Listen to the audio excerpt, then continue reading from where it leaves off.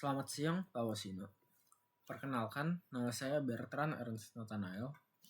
Dan pada hari ini, saya akan mempresentasikan tugas kelompok presentasi yang berjudul Designing IT Architecture for E-commerce Companies Using TOGAF Framework.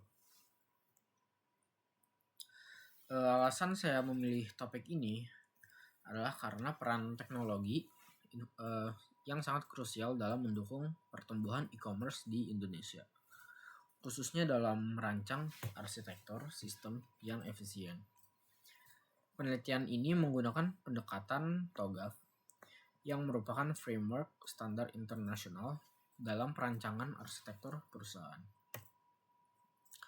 Latar belakang. Kelompok kami memberi contoh yaitu PT XYZ. PT XYZ merupakan sebuah badan usaha milik negara yang mengembangkan platform e-commerce yang kita beri contoh bernama PQR. Meskipun platform ini sudah memiliki beberapa fitur penting seperti marketplace, sistem pembayaran, dan pengiriman, namun masih banyak kendala yang ditemukan. Platform PQR belum dijadikan inti dari strategi bisnis perusahaan karena masih ada beberapa masalah yang dihadapi. Contohnya seperti sistem yang terfragmentasi atau berjalan secara terpisah, sehingga tidak efisien dari sisi operasional. Selain itu, pilihan pembayaran dan pengiriman juga masih terbatas, yang dapat mempengaruhi kepuasan pelanggan. Antarmuka pengguna pun kurang menarik dan belum optimal dari sisi UI. Melihat tantangan ini, perusahaan membutuhkan desain arsitektur TI yang lebih terstruktur dan menyatu dengan tujuan bisnis. Tujuan dan metodologi. Dari latar belakang tersebut, tujuan utama dari penelitian ini adalah untuk merancang arsitektur TI yang terintegrasi, sehingga dapat meningkatkan efisiensi proses bisnis dan mendukung pertumbuhan platform PQR secara strategis. Untuk mencapai tujuan ini, saya menggunakan pendekatan TOGAF ADM atau Architecture Development Method yang terdiri dari beberapa fase pengembangan arsitektur yang sistematis dan iteratif. Pendekatan ini bersifat fleksibel dan telah digunakan di berbagai sektor industri. Metode penelitian yang digunakan bersifat kualitatif, dengan fokus pada analisis kebutuhan organisasi, pemodelan proses, dan perancangan blueprint arsitektur. Terdapat 6 metodologi yang kami gunakan, yaitu Preliminary Phase, Architecture Vision, Business Architecture, Information System Architecture, Technology Architecture, Opportunities and Solutions.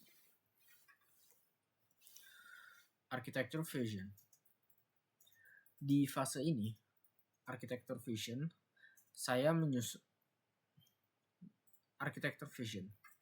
Di fase ini, kami menyusun gambaran arsitektur jangka panjang yang diinginkan oleh perusahaan.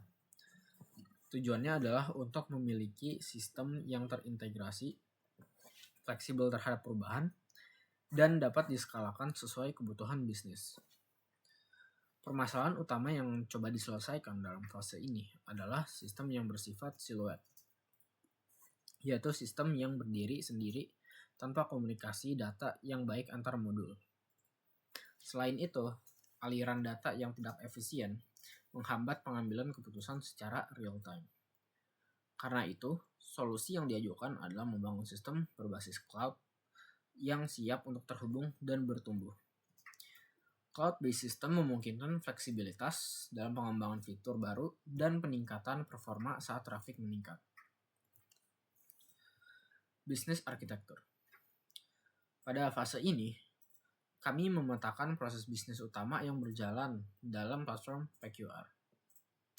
Proses-proses ini antara lain manajemen pemesanan, pengendalian inventory, layanan pelanggan, dan pengembalian barang.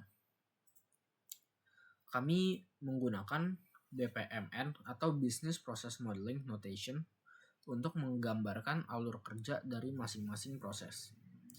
Tujuannya adalah untuk mempermudah pemahaman antar stakeholder dan sebagai acuan dalam mengembangkan modul-modul sistem informasi.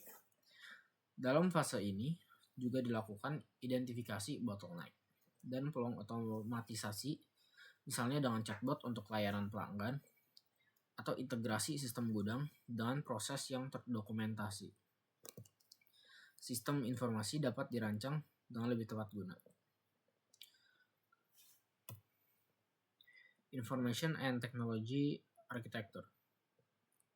Pada fase ini, kami membagi desain menjadi dua, yaitu arsitektur sistem informasi dan arsitektur teknologi.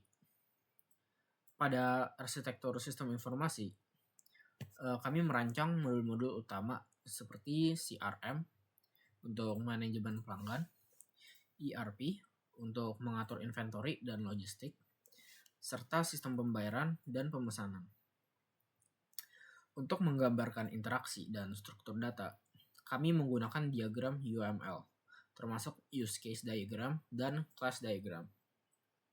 Sedangkan pada sisi teknologi, kami merekomendasikan penggunaan infrastruktur cloud seperti AWS atau Microsoft Azure.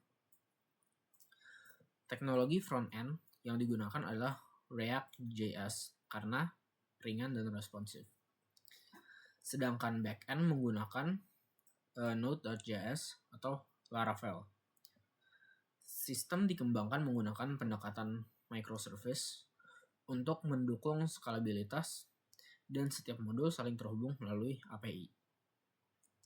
Keamanan data dijaga dengan SSL, enkripsi, serta lapisan autentikasi berlapis.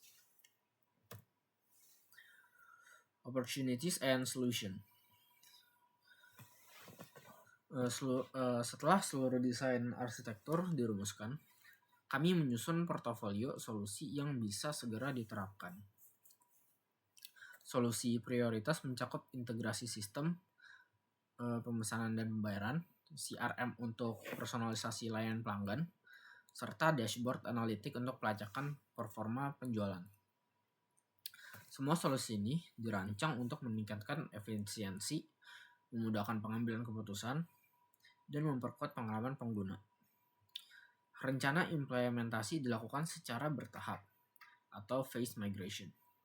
Dimulai dari modul yang paling kritis seperti sistem pemesanan dan pembayaran.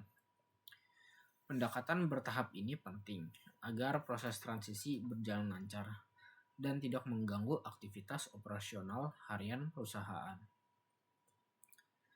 Penyesuaian juga dilakukan berdasarkan kesiapan sumber daya manusia, infrastruktur, dan anggaran yang tersedia.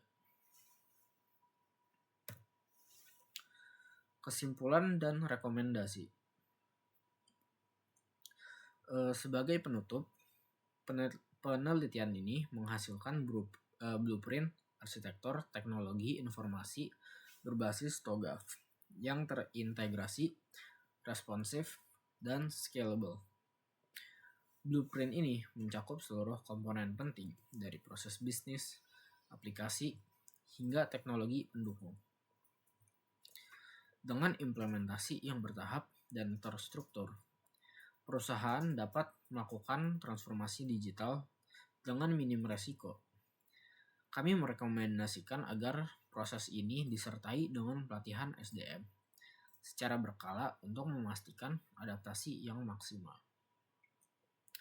Dukungan dari manajemen dan keterlibatan stakeholder di semua level sangat diperlukan agar proses perubahan berjalan dengan lancar. Perusahaan juga dapat menjalin kerjasama dengan vendor teknologi untuk mempercepat proses implementasi dan mengurangi beban teknis internal. Dengan strategi ini, maka PT XYZ diharapkan mampu bersaing secara lebih agresif dalam industri e-commerce nasional. Terima kasih Pak Wasino karena sudah mendengarkan presentasi saya. Mohon maaf jika ada kata-kata yang kurang berkenan.